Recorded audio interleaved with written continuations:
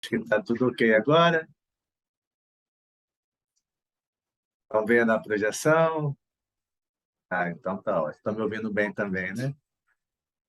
Então, graças a Deus. Bom, gostaria de primeiramente agradecer o convite, né?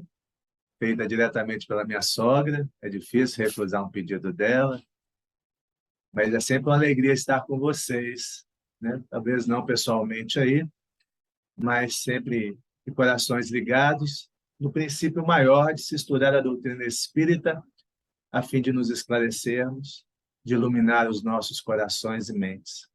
Esse é o nosso propósito.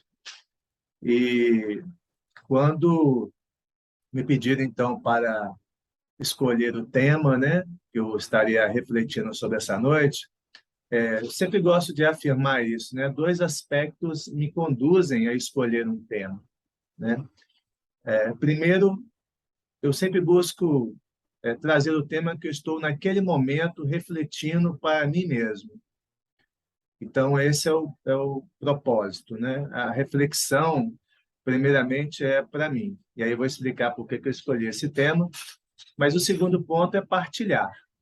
Então, são esses dois propósitos que me levam, né, a estar aqui hoje com vocês. E sempre que eu sou convidado a partilhar um tema, é isso que me impulsiona, né? Refletir sobre aquele tema para iluminar a minha consciência, o meu coração, e partilhar para que, a partir disso, cada um também tenha a oportunidade de fazê-lo, lembrando sempre, né, que a doutrina espírita está à disposição de todos. Eu não falo aqui em nome da doutrina espírita e nem tenho essa pretensão. Eu falo sobre as reflexões que eu faço à luz da doutrina espírita. Então, o convite é sempre que a gente busque as obras básicas, né, e as outras obras subsidiárias, a fim de que cada um de nós possa ter a oportunidade de fazer as suas reflexões e fazer a sua caminhada, não necessariamente sozinhos, né? Por isso estamos aqui juntos, mas que cada um faça sua própria autorreflexão para observar-se e entender como é que está a sua própria caminhada. Esse tema eu escolhi porque tem me causado muito incômodo nos tempos de hoje, como temos sido muitas vezes, né, duros com alguns companheiros, eu próprio também às vezes assim faço, às vezes não chego a emitir opinião, mas faço mesmo em pensamento, achando que um ou outro, né, não é digno de ser cristão ou espírita porque pensa diferentemente de mim, ou o entendimento que eu tenho da doutrina espírita, ou o que eu tenha sobre o cristianismo. E isso tem me incomodado pessoalmente, quando assim eu percebo que estou agindo, né? Me causa da mesma maneira estranheza e tristeza quando eu vejo irmãos atacando irmãos em nome do Cristo. Ainda hoje. Parece estranho quando a gente lê na história a passagem dos tempos quando fazíamos guerras em nome do Cristo, né? E ainda hoje nós estamos novamente guerreando contra irmãos, às vezes dentro dos nossos próprios lares, porque cada um tem um entendimento, né, da doutrina espírita ou do cristianismo. Evidentemente, nós vamos discutir isso daqui a pouco, cabe-nos, sem censura, e não defendendo a doutrina espírita, porque a doutrina espírita não precisa de defesa, ela é as leis divinas. Então, as leis divinas são muito superiores. Elas não dependem de nós para existirem, nós que dependemos delas. Mas cabe a nós, naturalmente, né, observando, como diz Kardec na introdução do Livro dos Espíritos, na medida que nós enfrentamos o materialismo, e aí não vai nenhuma conotação ideológica, mas o materialismo sim, quer dizer, a ausência da espiritualidade, é disso que eu estou falando, combatemos as ideias materialistas, quer dizer, aquelas ideias que tendem a destruir, né, ou eliminar a existência da espiritualidade. Então, isso são pontos que Kardec traz, inclusive, na introdução do Livro dos Espíritos. É importante que a gente leia e busque, né, as obras básicas para fazer o nosso entendimento a respeito disso. Mas então, diante desse incômodo, eu fui buscar, naturalmente, nas obras básicas, na literatura espírita, reflexões que pudessem me ajudar. E esta foi uma dos conteúdos, das leituras que eu fiz para continuar a minha reflexão, que não acabou ainda. Eu continuo fazendo e tentando viver segundo elas. Então, eu vou partilhar um pouco de alguns pontos, do Evangelho segundo o Espiritismo. Eu quero afirmar isso aqui. Então, vou trazer algumas pinceladas do Evangelho, porque o capítulo é muito grande, e mesmo que assim não fosse, o tema é muito profundo. Então, não é possível, num momento tão escasso como nós temos aqui, tão pequeno, eu ter intenção de abordar todo o capítulo, ou fazer reflexões sobre todo o capítulo. Mas, então, por isso, eu vou trazer alguns pontos que eu acho que talvez tenham me tocado mais, ou que sejam, neste momento, mais significativos para mim, e aí deixo aos companheiros o desejo, o sentimento de buscar, neste capítulo, a sua própria leitura. Então, nós vamos começar.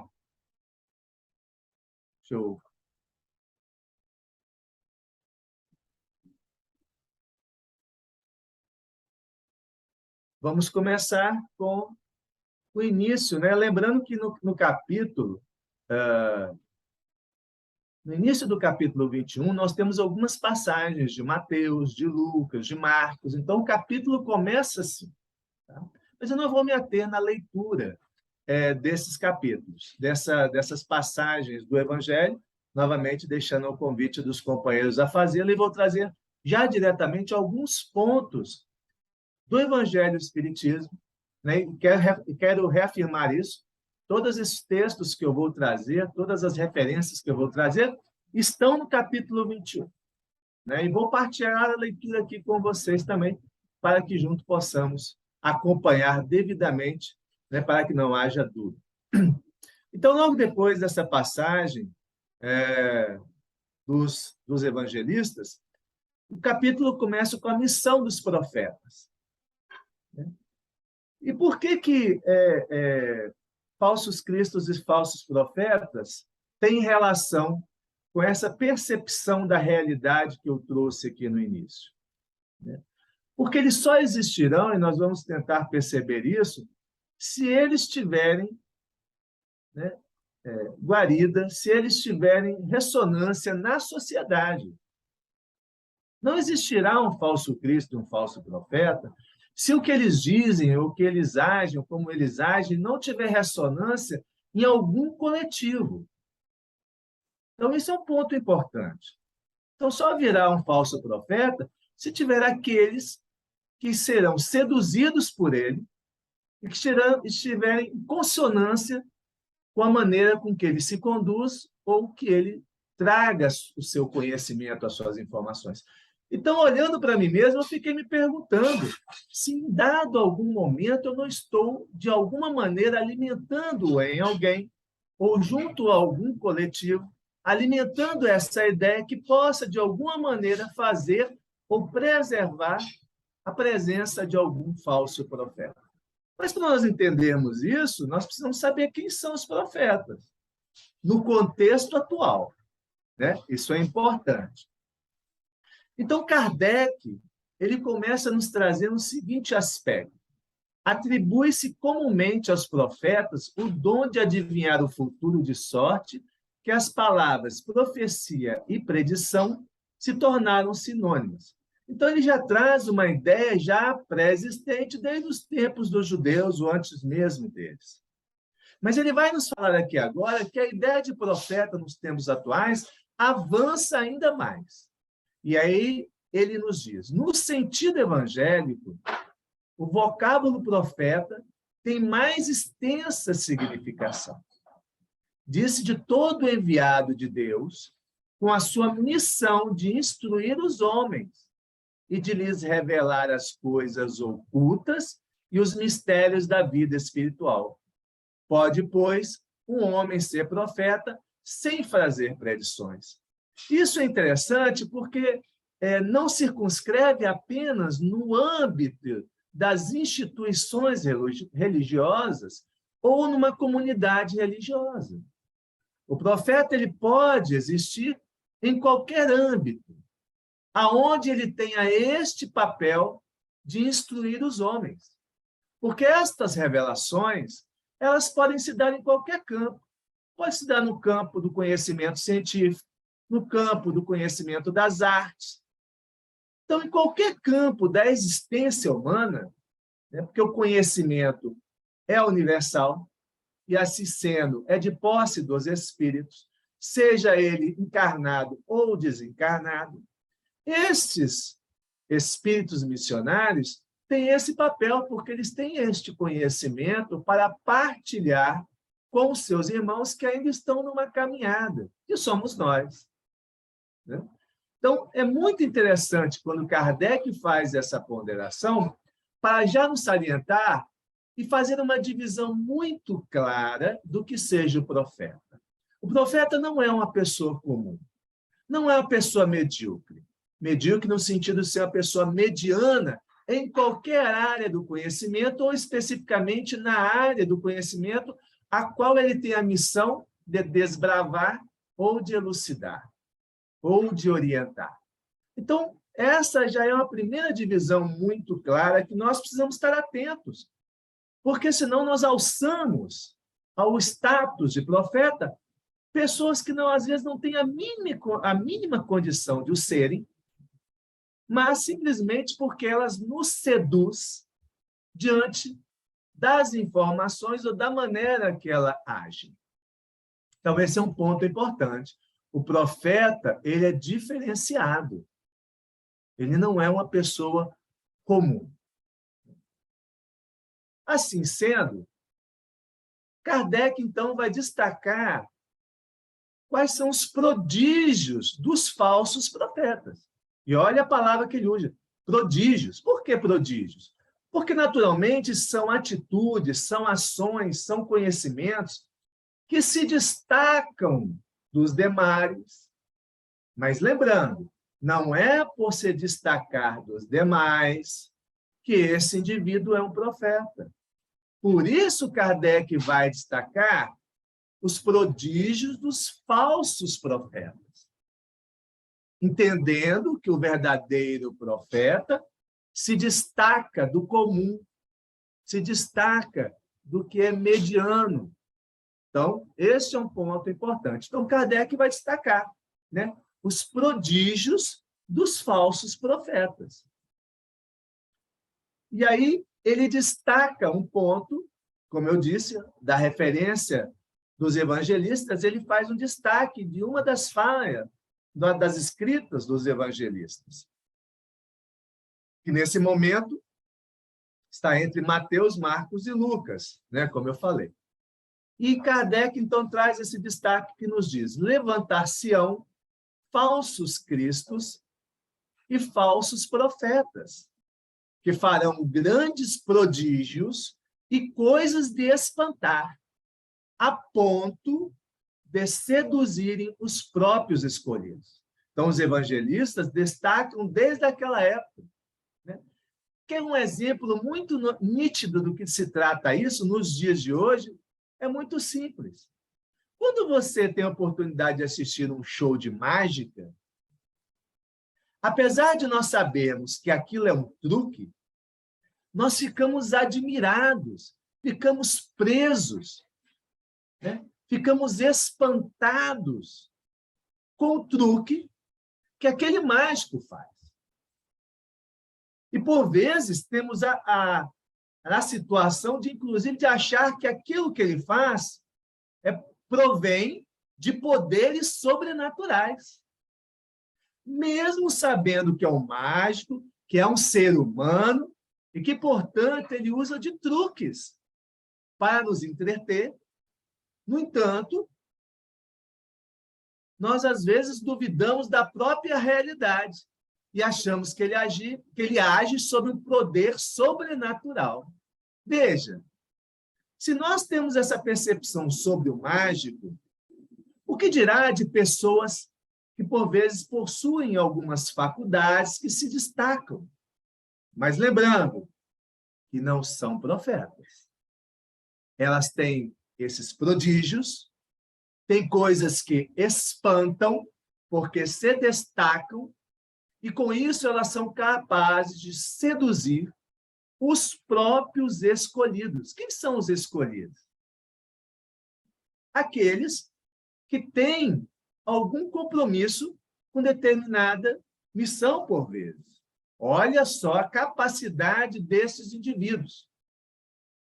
Então, os evangelistas já nos chamam a atenção em relação a isso. E Kardec vai nos esclarecer sobre esses pontos, nos dizendo, então, em todos os tempos, e se nós buscarmos na nossa história humana, nós vamos achar indivíduos assim, né? Homens houve que exploraram, e aí que começa a se destacar o falso profeta. Quais são as motivações que levam a esses indivíduos a agirem, a se destacar perante aquela coletividade, que diferencia dos verdadeiros profetas?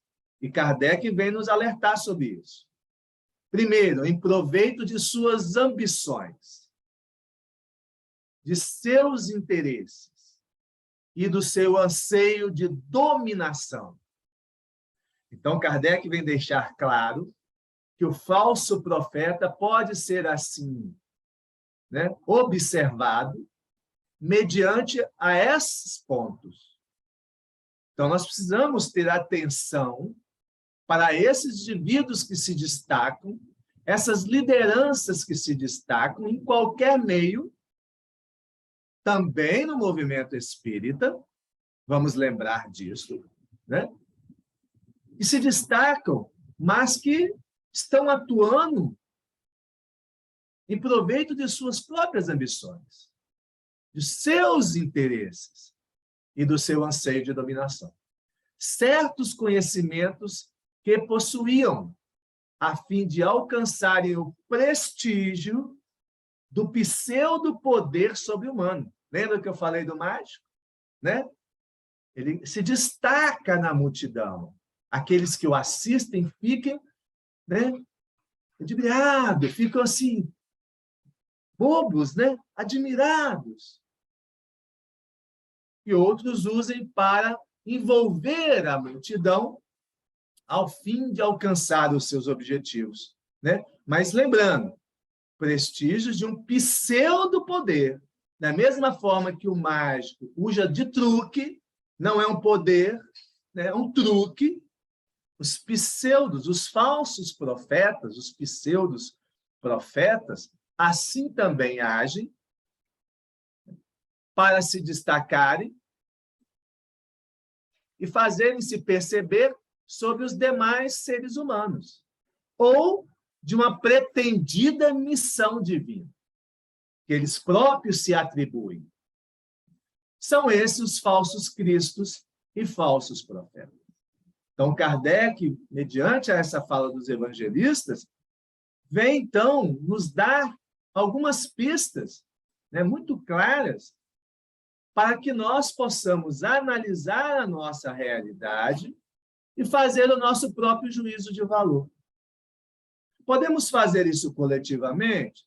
Podemos, mas a cada um cabe a responsabilidade de um fazer sob pena de não poder dizer, né, que foi com os outros, que porque os outros agiram daquela maneira, eu também ajo desta mesma maneira.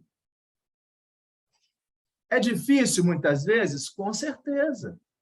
Né? Muitas vezes, debater, né, discutir sobre um determinado tema e discordar numa coletividade é difícil. No entanto, se for de pureza de alma e de coração, como Kardec nos coloca na introdução dos Livros dos Espíritos, precisamos fazê-lo, sob pena de elevarmos a condição de verdadeiros profetas, falsos profetas. E sobre isso, prejuízos imensos. E na história nós temos diversos. líderes diversos que levaram, né, a extermínios, a mortes, né, a perdas enormes, né? E ainda hoje podemos ocorrer esse risco. Não estamos distantes disso. Por quê? Porque a evolução não dá salto. A evolução não dá salto. Então, aquilo que nós achamos que está distante, né, por vezes está mais perto do que pensamos, porque nós temos ideias muito cristalizadas. E a qualquer momento, essas ideias cristalizadas podem ser, né, buscadas, podem ser envolvidas por esses falsos profetas. Então, a nossa atenção precisa ser redobrada. A vigilância e a oração precisam estar atuantes. Nós precisamos vigiar e orar a todo instante, não apenas para nossas condutas, mas para os nossos pensamentos e as nossas intenções. Continuando, então, sobre os prodígios, né? Kardec vem, então, nos trazer não apenas as observações que nós devemos ter em relação a isso, mas como é que nós podemos ter uma ação segura para enfrentar essa situação. Então, Kardec vai nos dizer o seguinte: a difusão das luzes lhes aniquila o crédito, donde resulta que o número deles diminui à proporção que os homens se esclarecem. E aí nós temos um desafio muito grande, né, na nossa sociedade atual. Digo isso porque vivo o mesmo dilema, né? Atualmente, como nós estamos vivendo numa sociedade muito fluida, né, que alguns filósofos, né, trazem como uma sociedade líquida, quer dizer, as coisas estão muito superficiais, não só os sentimentos, mas também o conhecimento, né? E se observa-se isso através dos instrumentos que nós usamos para nos informar, nos esclarecer. E aí eu estou falando especificamente também das redes sociais, que não são ruins e nem boas em si mesmas, mas são frutos da nossa própria sociedade, aonde as informações são escritas em poucas palavras, né? Temos até os emojis, né, que são figurinhas que podem significar uma série de coisas, mas, na verdade, dizem tão pouco de nós. Então, cada vez menos, nós temos observado que as pessoas têm tido menos tempo de conversar. Nós temos tido menos tempo de sentar, de conversar, de ouvir. Nós temos diminuído este hábito. Observo isso em mim próprio. Quando eu leio algo, às vezes, né, e aí a leitura é complicada, porque eu não sei a intenção daquele que escreve, não estou vendo a sua feição, às vezes não tem nem ponto, né, de exclamação, de interrogação, de vírgula, é só um amontoado de palavras.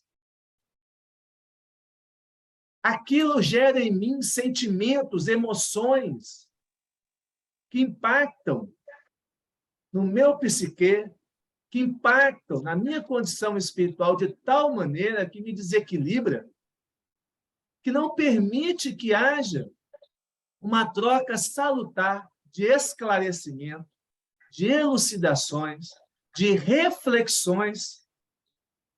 Está faltando reflexão. Nós estamos, talvez, postando muito, né, como é a gíria na rede social, nós estamos postando muita coisa e dizendo nada, e, ao mesmo tempo, não refletindo sobre o que postamos e menos ainda sobre o que lemos. Então, temos vivido numa sociedade fluida, superficial, e muitas vezes eu próprio tenho agido desta maneira, dificultando essa difusão de luz, de esclarecimento, que vai fazer com que estes falsos profetas não tenham campo fértil para aparecer. Então, quando eu ajo assim, eu estou semeando neste campo propícios de falsos profetas, senão eu, sendo um, alimentando para que apareçam cada vez mais indivíduos que possam, né, agir desta maneira, em proveito próprio, do seu próprio poder, dos seus próprios interesses, a agir sobre os demais. E mais, às vezes eu convenço outros que aquela ideia falsa, que aquela ideia que não tem nada a ver com Cristo, muito pelo contrário, seja cristã ou seja espírita. Então, isso, na minha reflexão presente, me deixou muito preocupado comigo mesmo. O que eu estou fazendo para me autoesclarecer e partilhar com o outro esse esclarecimento? Kardec, então, continua dizendo, o fato de operar o que certas pessoas consideram prodígios não constitui, pois, sinal de uma missão divina, visto que pode resultar de conhecimento cuja aquisição está ao alcance de qualquer um, ou de faculdades orgânicas especiais, que o mais indigno não se acha inibido de possuir, tanto quanto o mais digno. O verdadeiro profeta se reconhece por mais sérios caracteres e exclusivamente moral. Olha que ponto que Kardec toca, importantíssimo. Então, não é porque o indivíduo, por vezes, né, teve ou tem determinadas faculdades humanas ou de inteligência apenas, que ele poderá ser considerado um verdadeiro profeta. Ele precisa se destacar moralmente. Não tem conversa. Então, isso é importante para nós observarmos as lideranças que surgem, se esses participam desse ponto. Se, de fato, eles se destacam moralmente, para que nós não alcemos a condição de profetas ou de lideranças nestes campos, pessoas que se destacam por outros prodígios. Vejam, não são pessoas que não tenham capacidades, não são pessoas que não possuem determinadas qualidades. No entanto, as suas intenções, os seus desejos, né, e a sua medianidade na moralidade não a fazem profetas, não a fazem indivíduos que estão nessa condição para conduzir os demais ao conhecimento do cristianismo, né, à vivência do cristianismo, à vivência do espiritismo. E aí, além de Kardec, nós vamos ter os próprios espíritos nos trazendo algumas reflexões, né? E aí começam as instruções dos espíritas sobre os falsos profetas, né? Então, os espíritos vêm também destacar alguns pontos que acho eu importante, sabendo que, mesmo que eu não participe, né, a própria ausência, omissão, é também uma forma propícia de deixar que esses indivíduos, esses falsos profetas, possam, de alguma maneira, trazer algum dano à nossa sociedade. Então, os espíritos superiores que participaram também da escrita do Evangelho segundo o Espiritismo, trazem alguns pontos importantes, penso eu, para essa elucidação. E aí eles começam nos dizendo: se vos disserem o Cristo está aqui, não vades. Ao contrário, tende-vos em guarda, porquanto numerosos serão os falsos profetas. Então, qualquer um que queira falar em nome do Cristo e diga isso, os espíritos são claros. Quem é que tem condições de falar em nome do Cristo? Porque para dizer que o Cristo está aqui, lá ou acolá, só se estivesse falando em nome dele, em nome do Cristo. Então, todo aquele que se arroga na condição de falar em nome do Cristo, penso que os Espíritos são claros em dizer, não vás. Ao contrário, tende-vos em guarda, quer dizer, o alerta. Vamos nos alertar, vamos estar atentos. Quem é esse que se alvoroça em dizer que está falando em nome do Cristo ou está falando pelo Cristo? Atenção! Porquanto numerosos serão os falsos profetas. E ele continua, o Espírito que escreveu isso. Não vedes que as folhas da figueira começaram a branquear, quer dizer, a morrer? Não vedes os seus múltiplos rebentos aguardando a época da floração? E não vos disse o Cristo, conhece-se a árvore pelo fruto. Se, pois, são amargos os frutos, já sabeis que má é a árvore. Se, porém, são doces e saudáveis, direis, nada que seja puro pode provir de fonte má. Então, penso que se denota claramente se alguém, né, tenta falar em nome do Cristo, mas as suas ações, em algum ponto, divergem das ações do Cristo, este é um falso profeta. E cabe-nos não apenas sermos seduzidos pelo canto das sereias, como a mitologia nos alerta, né? O canto da sereia, que levava os navegadores a afundar os seus navios, porque ficavam seduzidos pelo canto e perdiam a noção dos rochedos, por onde estavam navegando. Assim também podemos ser nós. Se ficarmos seduzidos pelos cantos dos falsos profetas e perdermos a noção por onde estamos navegando, sem perceber os rochedos que ali estão presentes. Então, nenhum que diga falar em nome do Cristo pode em nada divergir dele, porque se diverge em algum ponto, certamente não fala em nome do Cristo, não fala pelo Cristo. Sequer podemos dizer que esteja na mesma seara que o Cristo. Seguindo, então, o Espírito que trouxe essa mensagem ainda continua nos alertando. É assim, meus irmãos, que deveis julgar. São as obras que deveis examinar. Se os que se dizem investidos do poder divino revelam sinais de uma missão de natureza elevada, isto é, se possuem no mais alto grau as virtudes cristãs e eternas, a caridade, o amor, a indulgência, a bondade que concilia os corações, se, em apoio das palavras, apresentam os atos, podereis então dizer, estes são realmente enviados de Deus. Então, nos parece muito claro, né, os sinais que revelam os verdadeiros profetas.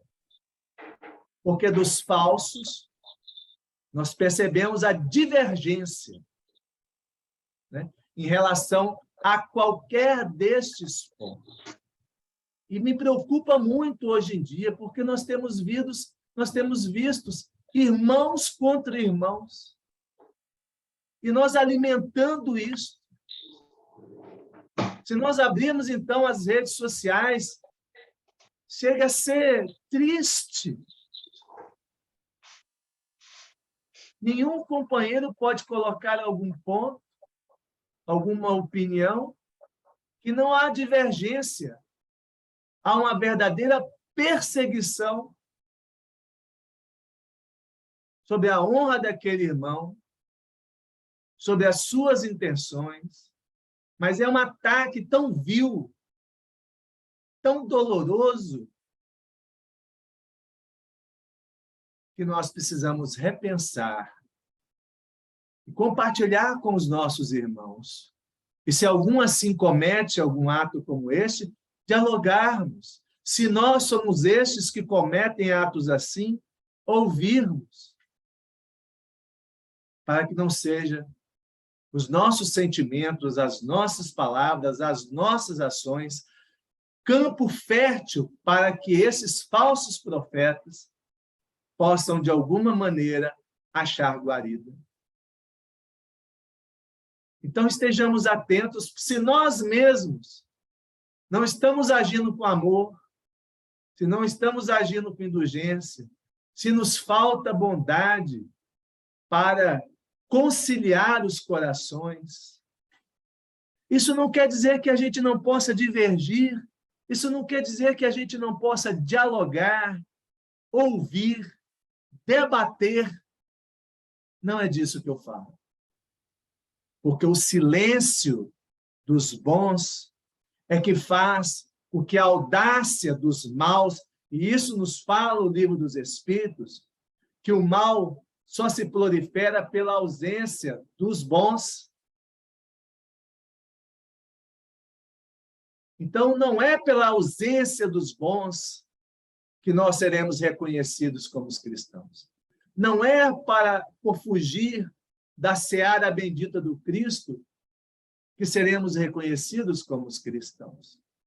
Então, poderemos debater, poderemos divergir, mas não nos poderá faltar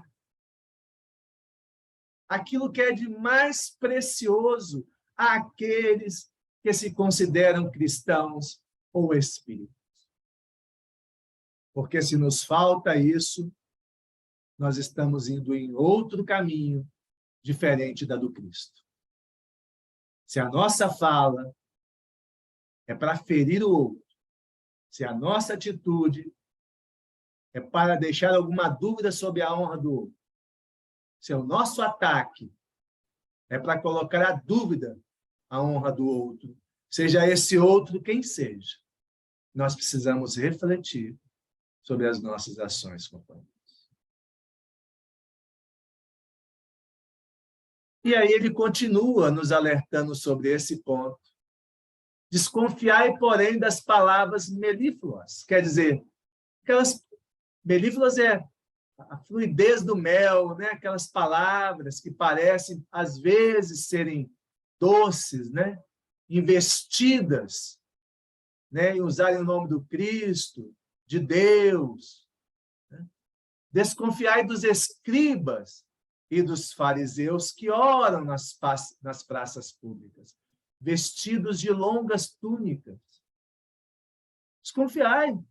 Não é porque eu estou falando aqui numa palestra, eu estou fazendo uma palestra, que eu sou digno de toda a confiança. Desconfie do que eu estou falando. Por isso que no início eu falei, vamos ler o Evangelho segundo o Espiritismo. Porque não poderão dizer, o Sandro falou, ou Ciclano disse, ou Fulano disse. Eu estou apenas partilhando com os meus irmãos algumas reflexões minhas acerca do que eu li do Evangelho segundo o Espiritismo, mas estou longe, muito longe, de fazer das minhas palavras e dos meus atos dignos do que os Espíritos trazem, porque a minha caminhada ainda é muito vacilante. Então, cabe a cada um de nós não deixar que esse canto da sereia nos seduza para um caminho que possa fazer tanto sofrerem ou levar ao sofrimento, né, os nossos irmãos. Ainda, sobre a instrução dos espíritos, Erastus nos traz, Erastus é o espírito que escreveu essa mensagem, caracteres dos verdadeiros profetas. O que são os caracteres? Aquilo que os verdadeiros profetas se destacam, né? Porque antes Kardec já nos disse, né, que os verdadeiros profetas se destacam pela sua condição moral. Que condição moral é esta? Aí, Erastus vem ainda aprofundar este ponto. Que isso é interessante. Kardec começa e os espíritos superiores vêm fazendo o fechamento para a gente, para que não fique dúvidas sobre esses pontos, né? Que caracteres são dos verdadeiros profetas? E aí, Erastus vem nos pontuar. Desconfiai dos falsos profetas. É útil em todos os tempos esta recomendação, mas, sobretudo, nos momentos de transição. Ora, parece que Erastus está escrevendo hoje, né? Apesar de já na época que a doutrina espírita foi codificada, já estávamos em processo de início de transição, mas hoje nós estamos, se podemos dizer assim, no epicentro, né? No epicentro, no centro, no ponto culminante da transição planetária. Quer dizer, nós espíritos acreditamos que nós estamos na transição entre mundos de provas de regeneração para o mundo de provas e expiação, para o mundo de regeneração, segundo os espíritos superiores. Então, nós estamos no momento decisivo dessa transição. Então, esses apontamentos que eles fazem, ele nos coloca nesses momentos de transição, ainda são mais importantes, se destacam ainda mais, são mais decisivos para a nossa caminhada, porque nesses momentos é que os falsos profetas vão ainda mais se proliferar. Porque é aí que eles encontram ainda mais campo fértil nas nossas dificuldades, porque nós estamos no momento de transição, de decisão. Então, eles trazem esse ponto que é significativo para nós. Então, ele continua dizendo, como no atual, se elabora uma transformação da humanidade. Porque, então, uma multidão de ambiciosos e intrigantes se arvoram em reformadores e messias. É contra esses impostores que se deve estar em guarda, correndo a todo homem honesto o dever de os desmascarar. Perguntareis, sem dúvida, como reconhecê-los. E aí eu quero destacar duas questões aqui muito importantes. Duas importantes. Homem honesto e desmascarar. Quero trazer esse ponto porque nós sabemos que, como é limitado para os espíritos superiores, né, traduzir todo o conhecimento que eles possuem nas nossas palavras. Isso é evidente. As nossas palavras, para os espíritos superiores, são limitantes. Então, nós precisamos ter muito cuidado ao querer interpretar o conhecimento que os espíritos superiores nos trazem. Por isso, debatê-los, discuti-los, é importante para nós ampliarmos o leque do nosso entendimento. Porque quem é o homem honesto? Esse é um ponto importante. Será que o homem honesto é apenas aquele que não furta, que não rouba algum objeto, algum dinheiro de alguém? Não seria também o homem honesto aquele que procura se autoconhecer e, de fato, se conhecendo, saber as suas limitações, que ele não possui todo o conhecimento, que ele não sabe de tudo, que ao tentar emitir qualquer opinião, traduzindo-a em verdade, ele corre o risco de estar sendo desonesto com aquele outro que ele emite o julgamento? Então, muita atenção para quando nós lermos esse ponto e automaticamente nos colocarmos na condição de homem honesto. Eu, quando li homem honesto, já me tirei fora, porque eu ainda não consigo. Eu não consigo ainda ser honesto. Quando eu leio alguma coisa que eu não concordo, ou que eu julgo estar errado, que não bate com os meus entendimentos, eu me arvoro a julgar aquele que o fez, a atitude daquele, desenfreadamente, sem possuir todos os elementos, todo o conhecimento necessário, sem ter as informações necessárias, né? E volto a observar, às vezes a gente faz isso, né? Numa mensagem de WhatsApp que nos chega, numa mensagem de rede social que nos chega. Tem até um nome bonito para isso hoje em dia, né? Fake news. No meu tempo de criança, a gente chamava isso de mentira. Eu ainda prefiro assim. Às vezes a gente fica adornando, né? Criando nomes diferentes, porque os meios mudam, mas para mim isso não muda. Se chama mentira. Fake news é mentira. Ou uma falsa verdade, ou uma meia-verdade. Então, eu não me coloco como um homem honesto necessário para desmascarar, ou achar que estou na condição de desmascarar, simplesmente, né, replicando aquela mensagem de WhatsApp que recebi, sem sequer conferir fonte, sem sequer avaliar se aquela informação de fato é verdade. E pior, colocando a culpa no outro, porque eu digo assim, não, eu confio naquela pessoa que me mandou a informação. Meu Deus, nós somos espíritos imperfeitos. Quem de nós não comete erros? Quem de nós não faz falso julgamento? Quem de nós não erra? Mas eu ainda coloco a responsabilidade do meu ato sobre o outro, dizendo, eu confio nele, por isso eu mandei essa mensagem. Se ela era falsa, eu não tenho responsabilidade. Não, eu tenho.